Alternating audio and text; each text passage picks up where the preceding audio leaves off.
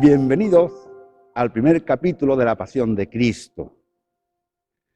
Os quiero comentar que lo que vamos a ver a lo largo de esta semana es una síntesis documental de los manuscritos conocidos, llamados canónicos, y aquellos que se ocultaron tras el primer concilio de Nicea del año 325.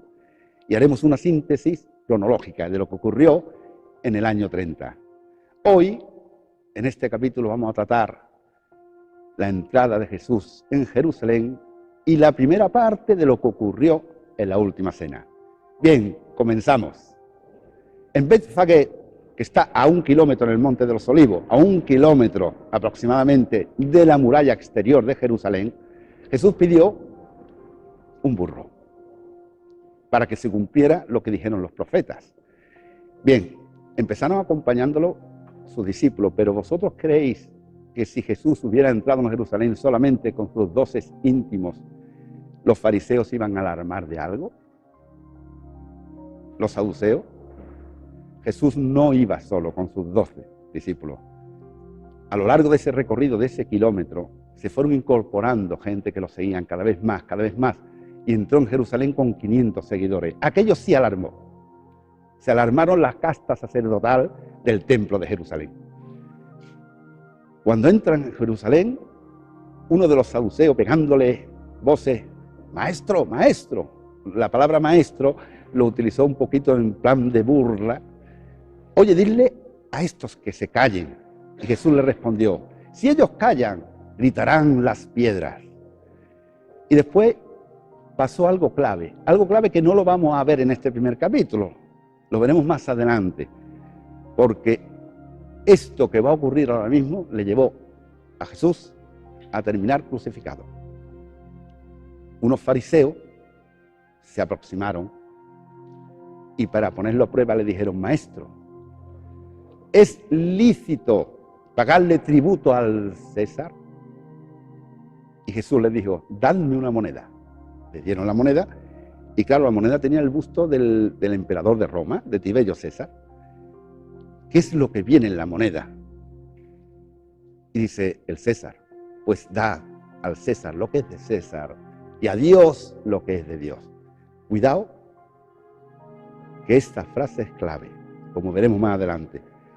Jesús, enfadado con los cambistas y aquellos que hacían negocio en el templo, los expulsó, tirando todas las mesas. Y aquello pues aún más iba incrementando el odio de la casta sacerdotal sobre ese hombre.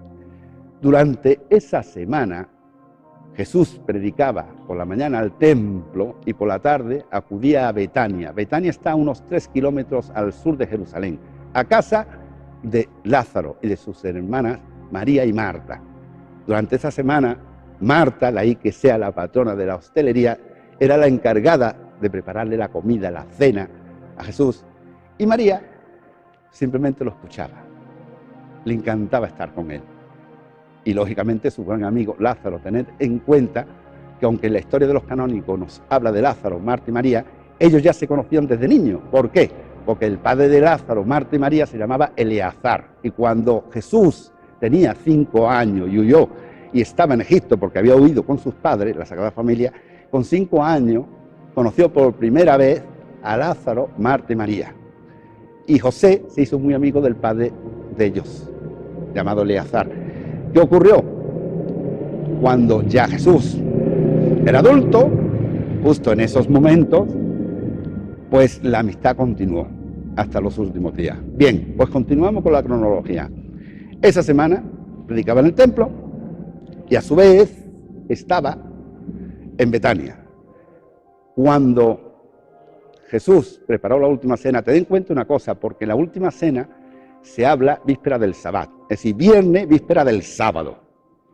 Bien, en la época judía, y nos vamos a trasladar, estamos trasladados lógicamente al año 30, el día culminaba cuando se ocultaba el sol.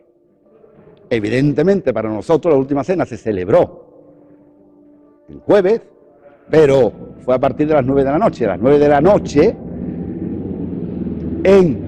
lógicamente en Jerusalén, era ya viernes de madrugada.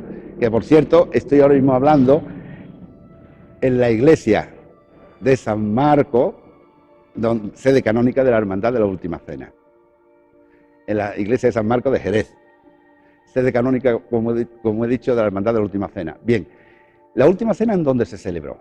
Bueno, pues sabemos que se celebró en casa de un hombre rico. Jesús tenía muchos seguidores, pescadores, gente pobre, pero también gente que lo seguían y gente con un gran nivel económico.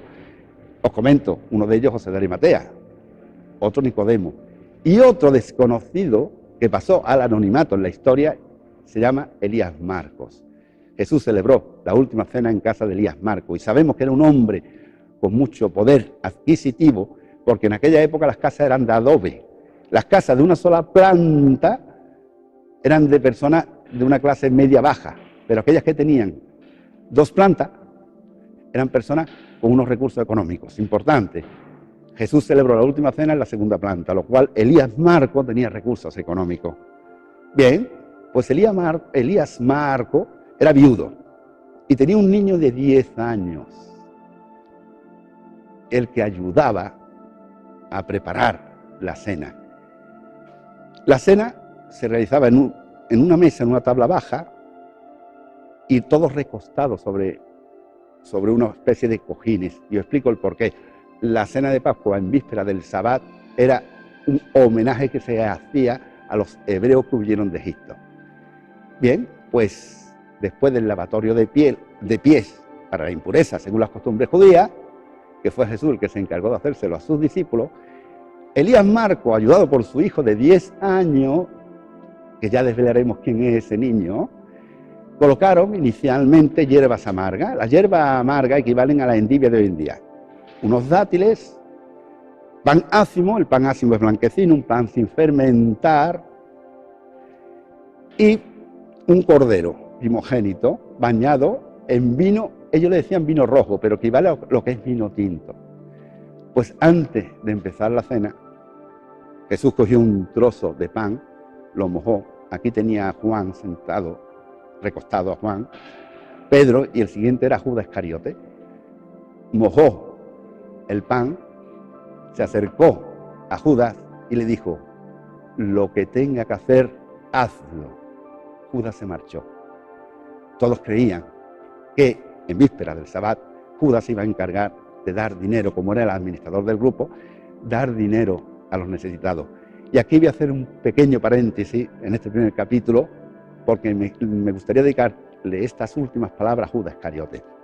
A lo largo de la historia, siempre se nos ha vendido a Judas como el traidor. ¿Y si yo os digo que nunca fue un traidor?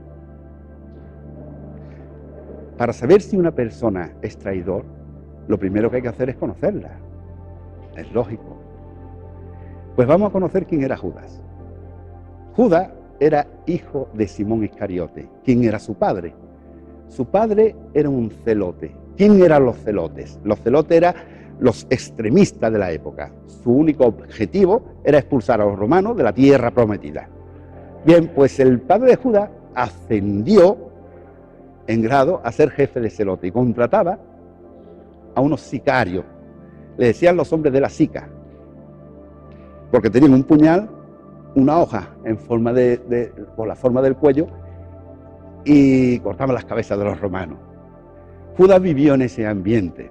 Veía que su padre era celote, en su casa entraban celotes, y ese era el ambiente de Judas. ¿Qué ocurrió con él? Pues que un buen día, andando por el Jordán, se encuentra con un señor llamado Juan, apodado el Bautista, que pegaba voces: arrepentíos, arrepentíos. Y no solo eso, sino que en una ocasión se metió con Herodes Antipa, diciéndole: Herodes, no es lícito que tenga por esposa a la mujer de tu hermano. Aquello lo vivió Judas de tal manera que pensó, como él ya estaba viviendo, digamos, lo que es el mundo del celote en aquella época con su padre, pensó que Juan era un celote y se convirtió en discípulo de Juan. Pero dijo una frase clave, Juan Bautista: detrás de mí vendrá otro que es mayor que yo.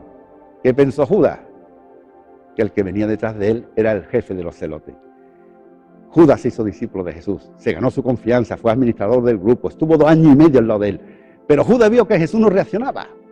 Solución, voy a llevarlo al límite. si entrego a este hombre a mi maestro, dará un golpe y sacará todo su poder y expulsará a los romanos. Para ello, y según la ley, tuvo que ir al templo. Y le dijo a los saduceos, ¿qué me dais si os lo entrego? ¿Y qué moneda le dieron a Judas? Tetradracma. El tetradracma son 4 dracmas, y para trasladarlo un poco a qué dinero realmente, cuál fue el importe que Judas Iscariote cobró equivalente al día de hoy, pues cada dracma equivale a unos 90 euros, 4 son 360, 30 monedas son 10.800 euros, un dineral para la época. ¿Qué ocurrió? Cuando Judas vio que Jesús fue apresado y no reaccionó, se ahorcó en el campo de alfarero. Si Judas hubiera sido un traidor, de verdad, hubiera cogido el dinero, hubiera ido con su mujer, hubieran vivido todas sus generaciones posteriores, pero nunca se hubiera quitado la vida. Por lo tanto, y con vuestro permiso, permitidme cambiar el calificativo de Judas. En vez de Judas el traidor, Judas el confundido. Bien, pues hemos finalizado el primer capítulo. En el segundo capítulo desvelaremos qué niño estuvo en esa última cena, el prendimiento y lo que ocurrió en la casa de Anás aquella madrugada del año 30, 14 de Nisan. Muchas gracias.